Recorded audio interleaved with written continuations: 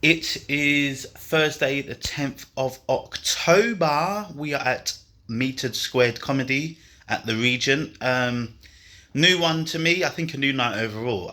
This is one of those ones where I don't. I can barely remember how I actually got the spot. I think it was a post on Facebook, as some people doing the guy Dan. I don't know if this is the first time of many or something for his colleagues. I really don't know, but it sounds like it's a full house. It is a mishmash on the lineup of all different types and styles and abilities. So, sometimes when these posts go out on Facebook, I don't think the uninitiated understand what they're doing when they're just asking for comics blankly, because there are people that, definitely extend their own self-identities to comics. It sounds bad. And I'm trying to be as reasonable as possible, and that sounded way worse, but yeah, it is what it is. I mean, that's the circuit. I mean, I could be one of those. Hopefully not. Hopefully I'm coming in with some bangers. It could either be something that is really good or really bad. Hopefully somewhere in between, but sometimes these things could be polarizing, and oftentimes you find with like an audience for a new night, especially if it's full, because it's like excitement, that they don't really know kind of how to behave, for lack of a better term, which is fine. It just means that, you have to be on my guards, make sure that anyone that shouts out or says anything, I'm ready to come back with these quick-witted responses, and probably die on my feet, to be fair. I mean, that's probably what's going to happen. But I'm looking forward to it. I haven't gigged all week. Ticket sales for a lot of gigs have been quite bad after summer, and I think that's probably a mix between, post-summer holiday and cost of living, all that sort of stuff, where people just ain't buying tickets in the mall. So I had a gig cancelled earlier this week. So again, it's been like almost a week since I've gigged last time. This is last Thursday, yeah. Yeah, that's 2 weeks in a row. I've had a week in between spots. So, I don't really know how I feel. I mean, I feel fine. Like, I feel like I'm ready to perform. But I think, like, with some comics, there's always this pressure that it's constantly, I need to write more. And I have virtually done nothing in 2 weeks except for work, be at a home gig, and think about some of my things. I've not written anything. I've not produced anything. I'm acting like I'm not even trying to do this to any kind of improved level, which isn't true, because, I've got a few lines that I want to try, and I feel like I'm right in. I'm in it, so I don't need to note it down. I'm working on something, and hopefully by the end of the year it kind of comes together. I've done all my notations. I've got the framework of what I want. Now it's kind of like filling it out and finding out some of the punchlines to kind of lift it up to a competent set, and then then I've got 15 minutes to start opening and destroying.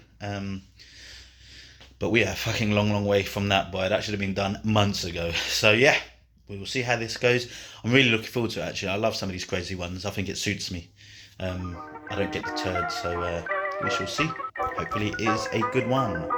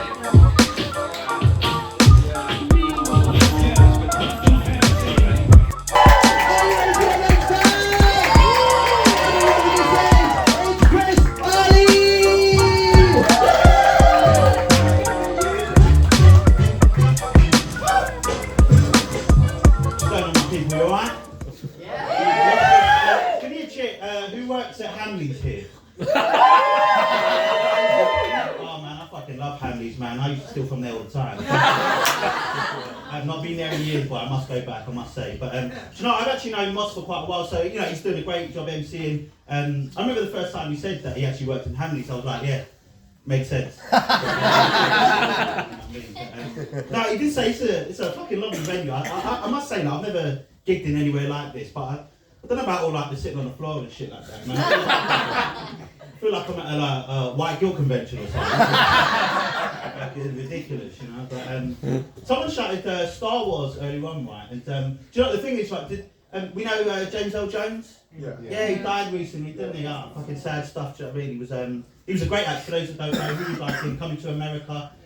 which was a movie about two really rich immigrants who came to like a metropolitan city to get a better life, you know, and then just ended up working at McDonald's, you know, real life story stuff, you know, and you know, he was actually the voice of Darth Vader. Do you know that? But I've got to say, I fucking hate Star Wars. You know what I mean? I do. Hey, fuck you. Hey, look. I'm not just saying it to you because I want you to think I'm cool, alright? That should just be patently obvious. The reason I don't like Star Wars, right, just hear me out, is that like, when you strip it back, right, Star Wars is about a young white boy and his estranged father, and they still made that guy black.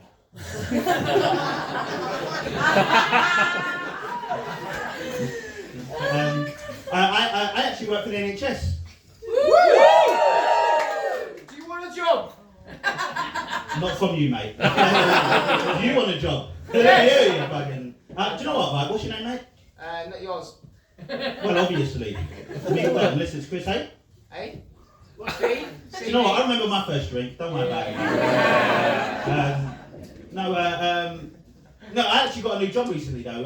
I've got 4 now. You know what I mean? Like, comedy does not pay. Or crime. That's a story for another day. Just November 17th. It's my court day. But, I grew up a fat kid, and I became a fat adult. I'll be honest, I did not see that coming. So when you're a fat kid, right, all people tell you is you'll grow out of it. Do you know what I mean? Grow out of it? I fucking grew around it. I mean, the thing is, like, when I tell people I'm fat, they're like, oh, you're not fat, Chris. And I think that's the worst level of fat to be, when no one notices. You know, because like, I want to be seen as fat, because I've worked hard for that shit, do you know what I mean? Like, you know, and the thing is, like, I know I'm fat because of like the BMI scale. Do you know the BMI, body mass index? According to the body mass index, I am clinically obese. You know, so I know I'm fat. Or that, or I'm just short for my weight, do you know what I mean? But none of that, that's cool. You're good. It's fine, isn't it? I'm just trying to stand up, that's cool. I just think people are being nice these days, you know, because people are nice, you know, like when it comes to people that are a bit overweight, right? Like, do you know Joe Wicks? Does anyone know Joe Wicks? Yeah? For those that don't know, like, Joe Wicks was this guy who got famous during the pandemic, right? For putting out videos online, teaching our young kids how to be fit, healthy, and speak English poorly, right? And he got some trouble recently, right? Because he put out this tweet that said that the reason why there's a rise in ADHD in young kids is because of processed foods. You know, which is absolute nonsense, isn't it? Because we all know it was a COVID vaccine, isn't it? You know. You can't be mean about being fat. Like, not when I was growing up. Like when I was growing up, we had shows like You Are What You Eat. You know that show? Like, he had this show was basically this woman called Gillian McKeith, who was like this small Scottish woman, right? And basically, she just used pseudoscience and fucking scare tactics to get people thin again. You know? I mean, back then you could call a pig a pig. You know? I mean, she actually called someone that. She saw a guy eating a bacon sandwich. She was like, look at that pig eating a pig. You know? But, no, that's fine. That's cool. I'm just working on some shit. That's cool. You know, the validation is clear. This is not good. But we're carrying on because Gillian McKeith, I know this is a young crowd, isn't it? But Gillian McKeith, I mean, she's an absolute... There was a scene in You Are What You Eat where she took a family of 4, right? She took them to a grave out in the back garden and was like, if you carry on eating, you'll end up in there. You know? I mean, that's especially threatening with a Scottish accent. But I actually figured out, like, as an adult watching it, the best way to watch it is just getting high and put it on mute. It's like, there's a scene where, at the beginning, where she puts all the food out on the table, right, for the family, just trying to shame them into getting thin. And like, when you're watching it, when you just put it on mute, you're like, yes, that's a bitch for me, boy. She can put on a feast.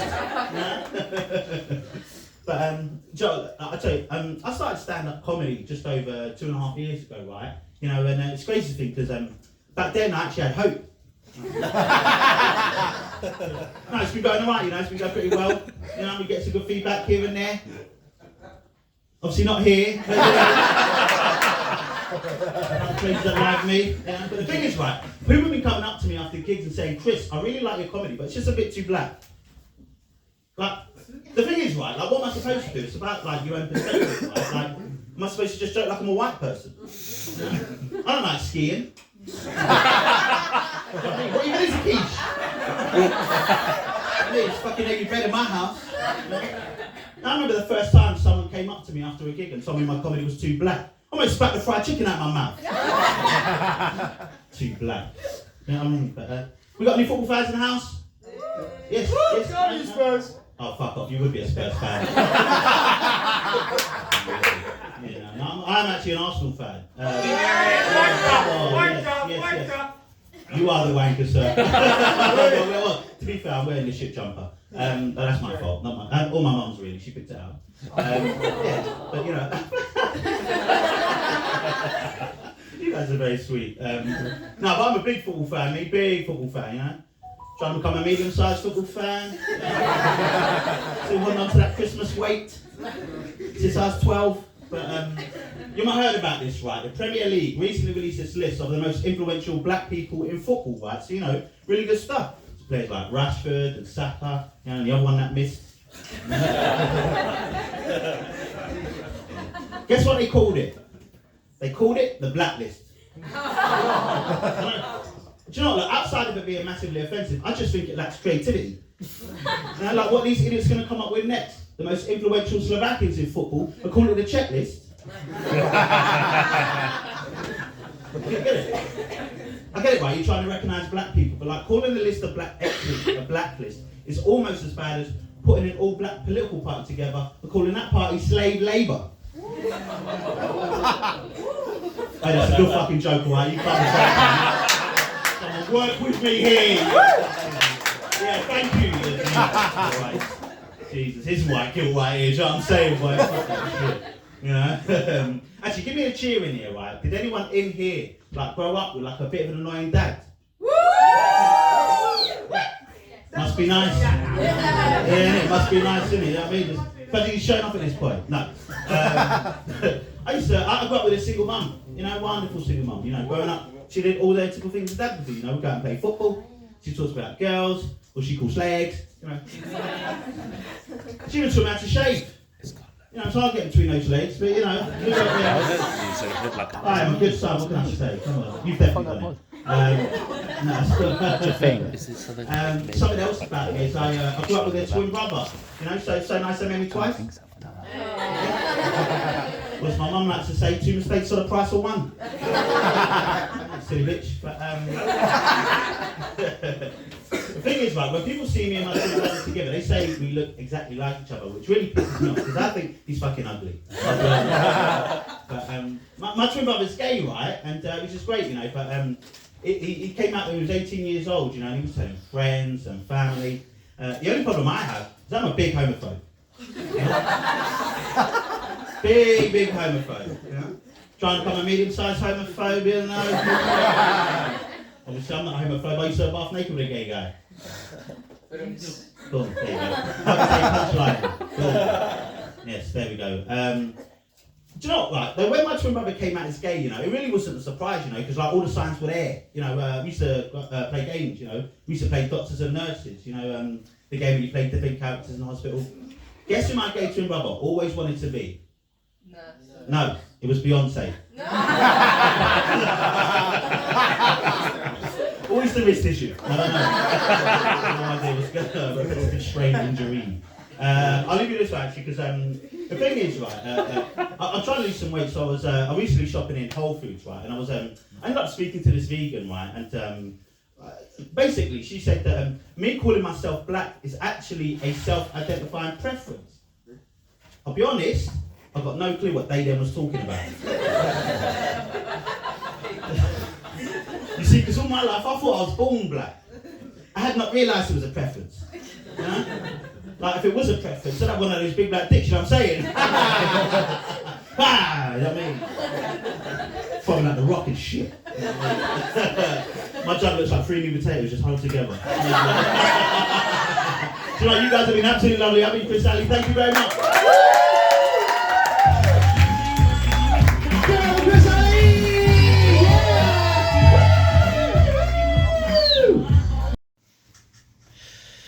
I am here in my lovely room in Stockton-on-Tees, which I will explain in a moment. But I've got to show you this. It is absolutely wonderful, beautiful. We've got a nice sink in the room and a very small TV, which reminds me of The Office US, if anyone's watched that. And yeah, some shared facilities, so we know that no one will be staying here if it was on 4 in a bed. But for 35 quid, you cannot argue. Um,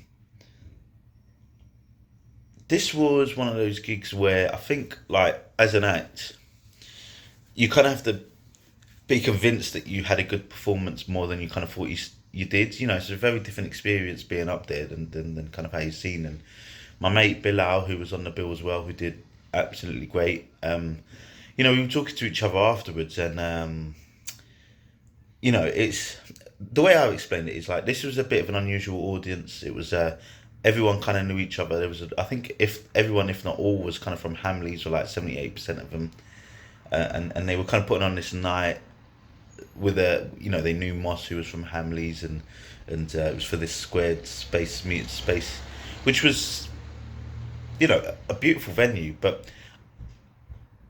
not necessarily, I think, like a conventional comedy audience. So that means when they react, you don't know how they're going to react. Like, you don't know where they're going to jump on certain beats, and then it kind of puts you off because you know where your stuff is supposed to hit and where the punchlines are and how generally people react.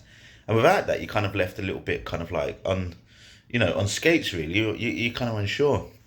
And obviously I had that bit where this bloke was talking to me, this young fella. And so, do you know, I thought, you know, this is a show, let's get in there, what's your name? And then he just went, I think he said, he called me a loser.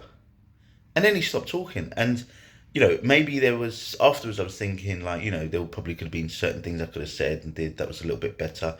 But it was like, he wanted to talk and then he just stopped. I don't know what it was. And sometimes it doesn't happen. I mean, it was just odd. And it was moments like that in the gig that I thought I didn't do too well. I think, you know, I think I got some laughs, I guess, you know. But yeah, it was a bit of a battle, I have to say. I don't know, I haven't watched it back, and I'll, you know, sometimes I'll watch it back to kind of think, right, gives me a bit of a better idea to maybe, I guess, share the same experience as someone that's watching it. But I just thought, fuck it, let me still feel like a piece of shit. And it probably wasn't the best thing to do because, as I said, I'm in Stockton on Tees. I'm kind of doubling this up because I didn't want to record it, but I did the Stockton Gong show last night. Drove about, well, it's supposed to be 5.5 hours. It was less because I am like that. I was driving, not taking a train as well, just to give myself more credit. And that's probably the best achievement I had all day, because I went on to this stage, Stockton Gong, and God, if I lasted more than a minute, I'd be surprised. I can't really remember, to be honest. It was basically a non-starter, and they just didn't like it. It was a great audience, great venue. You know, some of the acts did really, really well, some didn't. That is the Gong for you. You know, I was watching some of it as well, and you know, they were tough judges. They were harsh. They were harsh judges. They were tough, but they weren't. I don't think they were particularly unfair. It's not like I left there thinking, "Oh, fuck these guys." Which you know, there are some Gong shows where you feel like that. It just was one of those ones, and you know, I woke up this morning thinking, because I told a few people, and obviously they're like, "Oh, you know, 5-hour trip." You know, I'm certainly I've got to take my car back to my mum, and for some reason she was like, "Oh, why are you going up there 5 hours? What's the point?" And so that's going to further fuel her. What a bitch. But I just didn't. I don't know. Maybe it sounds like you convince yourself, but the fact that I just even get to drive 5 hours to a place I've never been and barely going to see at this point, to at least attempt at having a good gig. I obviously I want it to go well. Obviously, I would love to have murdered and done what I've done at some of these other Gong shows, and potentially even won. You know, sky's the limit when it comes to dreaming big. But it was literally the exact opposite. And yeah, I mean, I don't know, what can you do, especially with these Gong shows. I don't know. First, I was thinking, like, I'm not sure if I need to look back at what I was starting with for some of the older Gongs, and see kind of where I was at with that, because sometimes it isn't seem to be working. And I think, I don't know, I think because maybe I don't feel like it's as snappy. Like with Gong shows, you've got to be boom, boom, boom, boom, boom. And now I've been doing much longer sets and adapting what I'm doing, and I don't know if this is a different cadence or approach, but it does not seem to be hitting as well as it used to that first year in terms of doing gong shows. Which, to be fair, in large part is absolutely fine. I mean, I'd said going into this one, this is probably going to be my last gong. At least like kind of making massive amounts of effort. I might, do Up the Creek at the Blackout just because I really enjoyed that one. But I don't know, I loved my small mini run of gong shows. Passing some of them, the Frog and Bucket is one of the biggest moments I've had since doing comedy. And I have got a vlog of that back. If you do want to see that, it's probably it's one of the things that kind of really started propelling some of these spots that I've been doing. Obviously I passed the Blackout, which was like a second gig in Jan, which was just phenomenal as well, just unbelievable. And those are kind of like the two biggest ones I've done that passed. I've passed one or two others, but it would have been nice to have done this one, but there you go.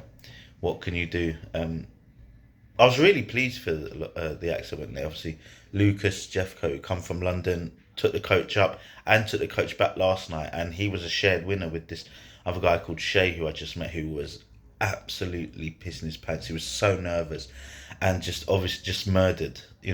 He was just, I was really pleased. I mean, Jeff. Imagine doing that, coming up like 6-7 hours on the coach and then all the way back, and to get the win. That's that's what you hope for when you go up, innit? That kind of feeling. But only one, I guess two this time can win, and I've got no problem with that, to be honest. Yeah. Probably won't do that again.